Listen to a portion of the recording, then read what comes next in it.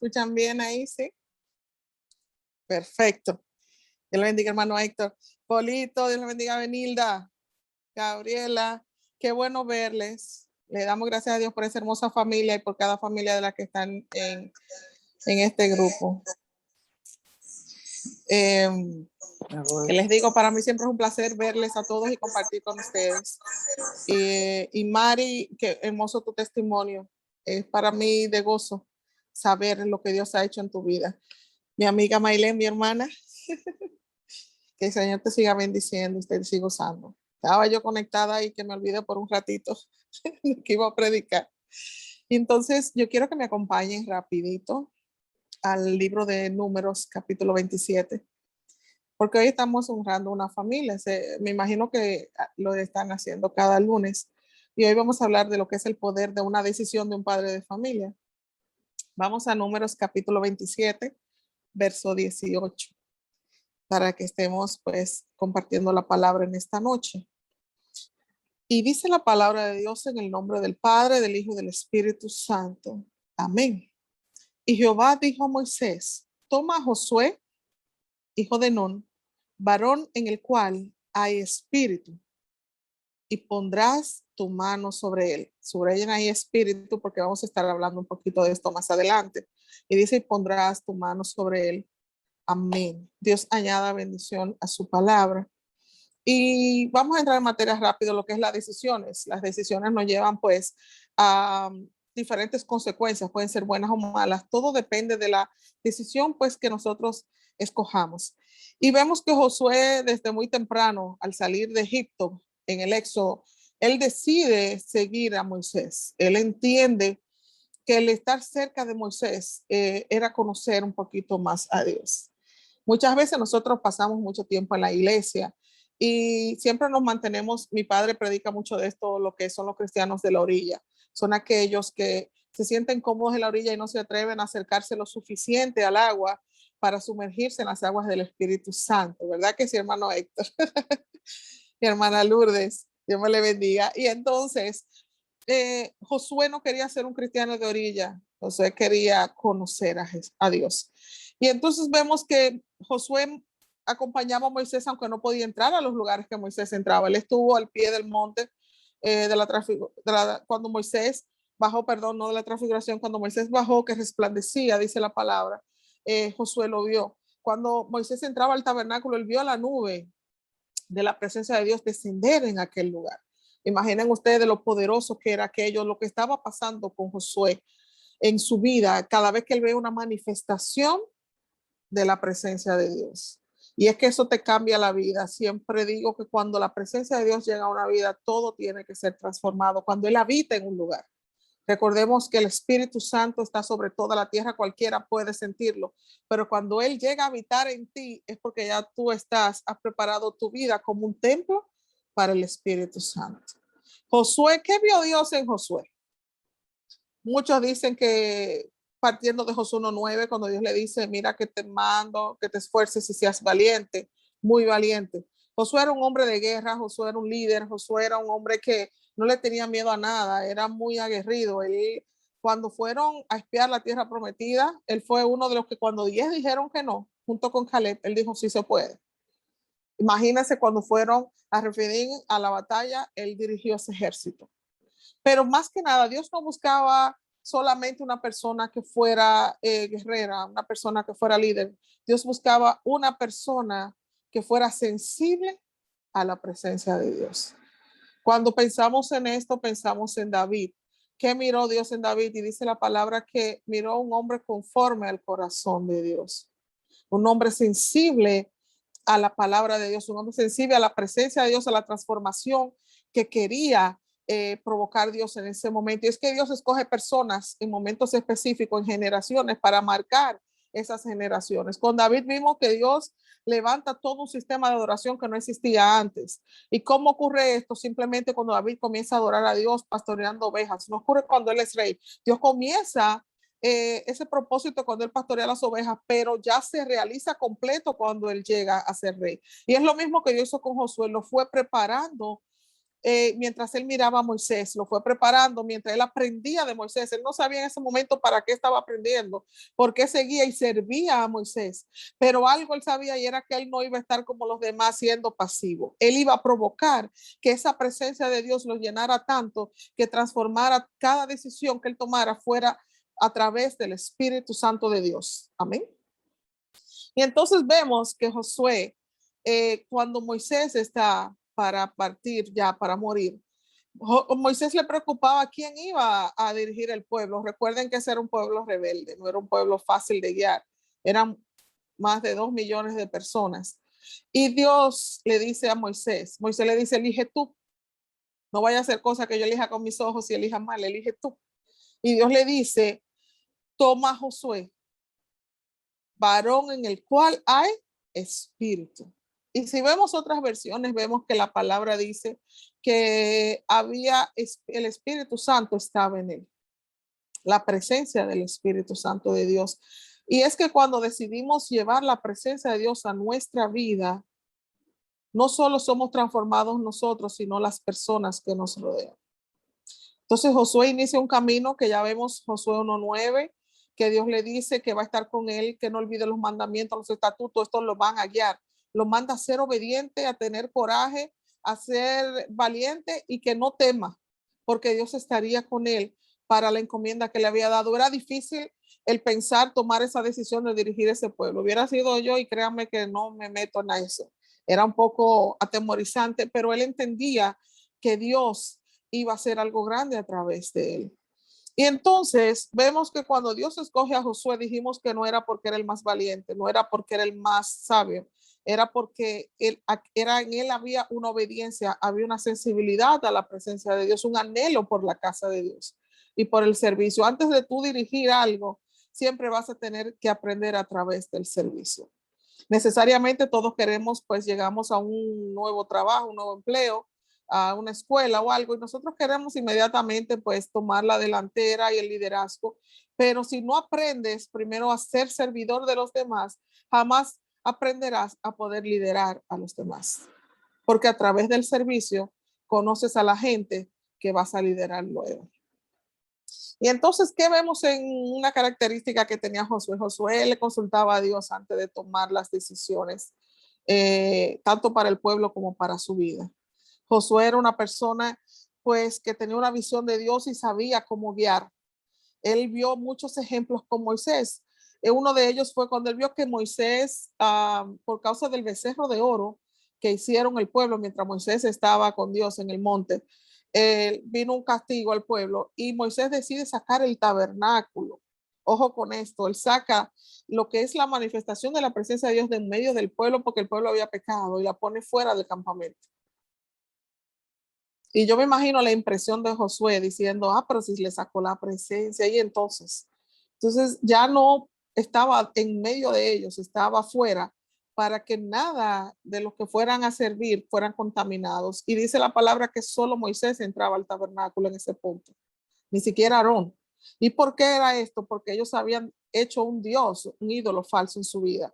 Nosotros muchas veces hacemos ídolos falsos en nuestras vidas y usted dirá, pero yo no estoy adorando ninguna imagen. Es simple, podemos quitarle a Dios el primer lugar con cualquier sencillez, quitarle a Dios el tiempo de oración, de devocional, de pasar un tiempo de lectura de la palabra por pasar tiempo con otras cosas, el trabajo, la escuela, la universidad, cosas importantes, pero la verdad, si dedicamos de las 24 horas del día, ¿qué les digo? A veces dedicamos 16, 18 horas, dormimos poco, trabajando y haciendo tantas cosas. Entonces pretendemos que en 5 minutos podamos hacer que la presencia de Dios se manifieste en nuestra vida. Y es curioso esto, pensamos que la presencia de Dios es como un microondas, le aprietas un botoncito, inmediatamente algo va a ocurrir en tu vida.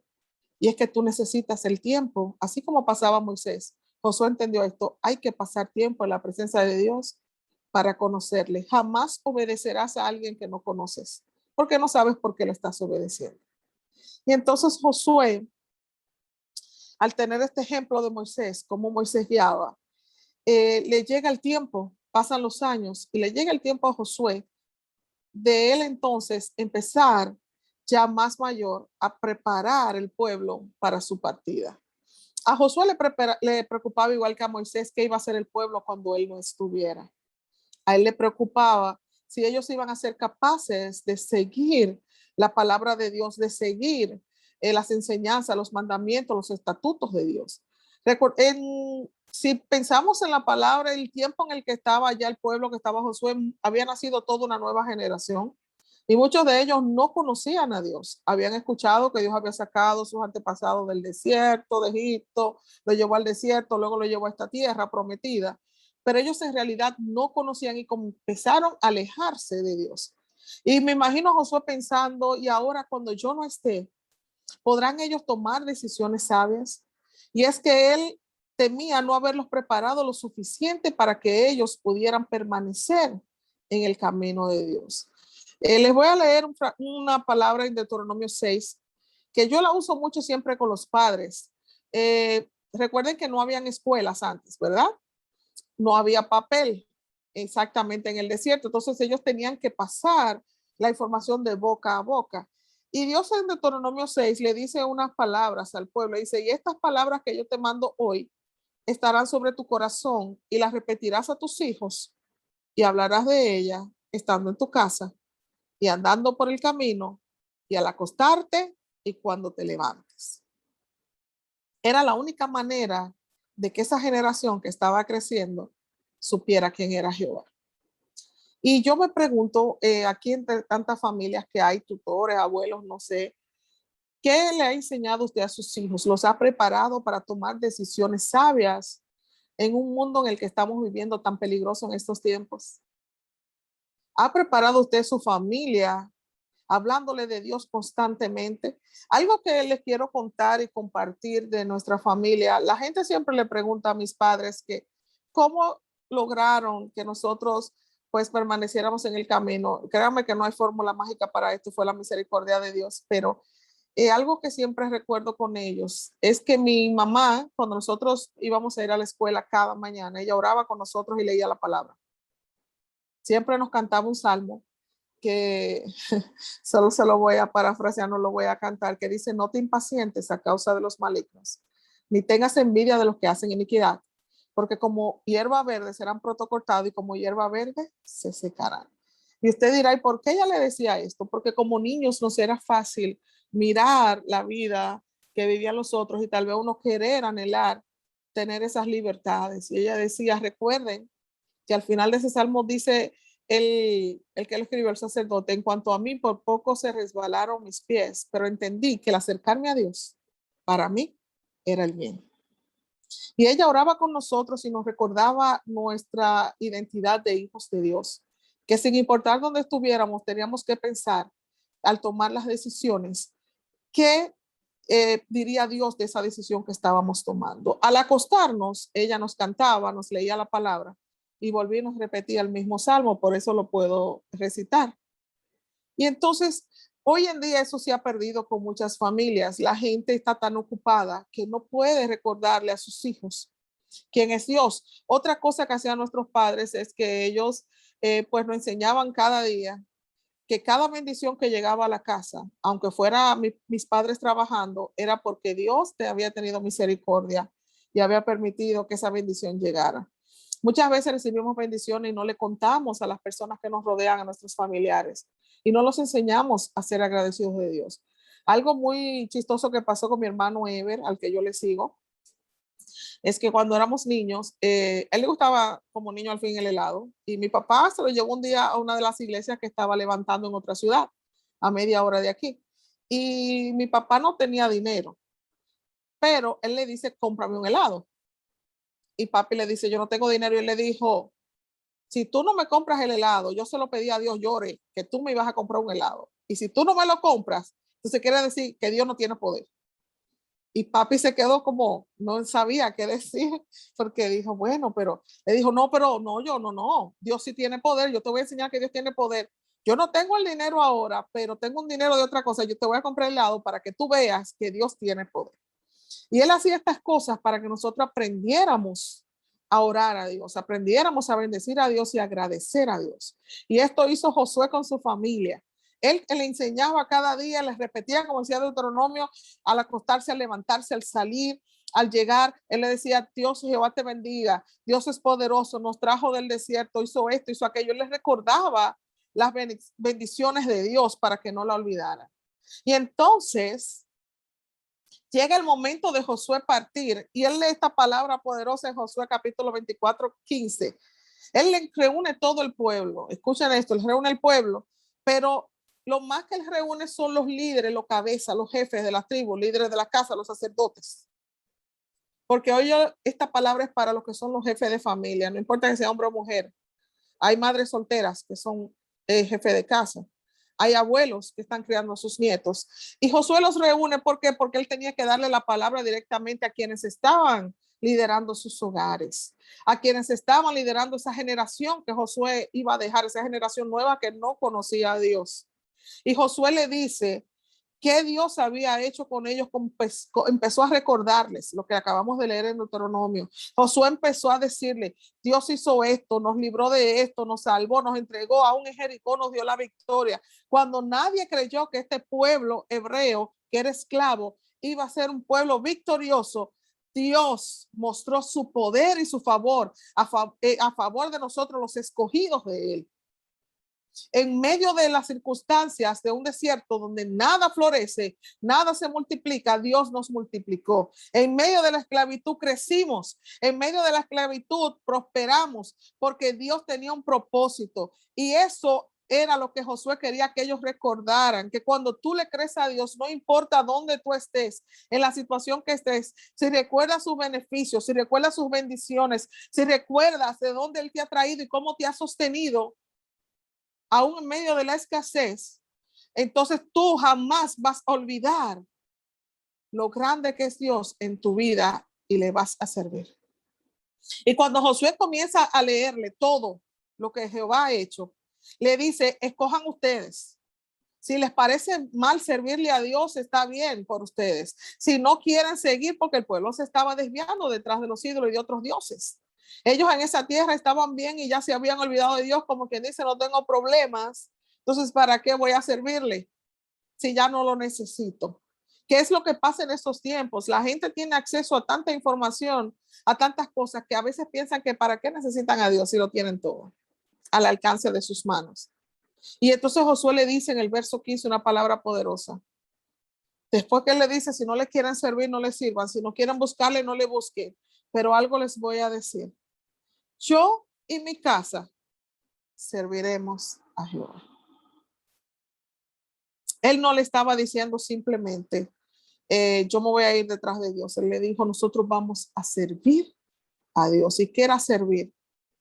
Era convertirse en un altar para Dios. Era convertirse en una casa para su presencia. Y la decisión de la que yo te estoy hablando hoy es decidir convertir tu vida para servir a Dios, convertir tu casa en un altar donde se adore a Dios, convertir tu trabajo, donde quiera que tú vayas, en un lugar donde sea honrada la presencia de Dios. Si tú vives con familiares que no le sirven a Dios o que una vez lo hicieron, no tienes por qué amedrentarte. ¿Sabes algo? Puedes seguir orando por ellos, puedes seguir bendiciéndolo, porque la promesa de Dios, hay un día, hay una fecha establecida que los va a alcanzar y los va a traer de vuelta. Hay un día que Dios ha establecido para restaurar tu familia. Hay un día que Dios ha establecido para bendecir tu familia. Hay un día que Dios ha establecido para transformar donde tú estás. Pero si no testificamos de Dios, ¿cómo podemos hacer que las personas conozcan quién es Dios? Podemos estar con nuestra familia y decirle que la palabra de Dios dice esto o aquello, pero si lo que Dios ha hecho en tu vida, tú no se lo testificas, ellos jamás podrán tener tangible que Dios es un Dios de milagros, que lo sigue haciendo igual que antes. 3 cosas que tienen que tener pendiente, porque hoy no me voy a extender mucho. Aquí anoté algo, y era que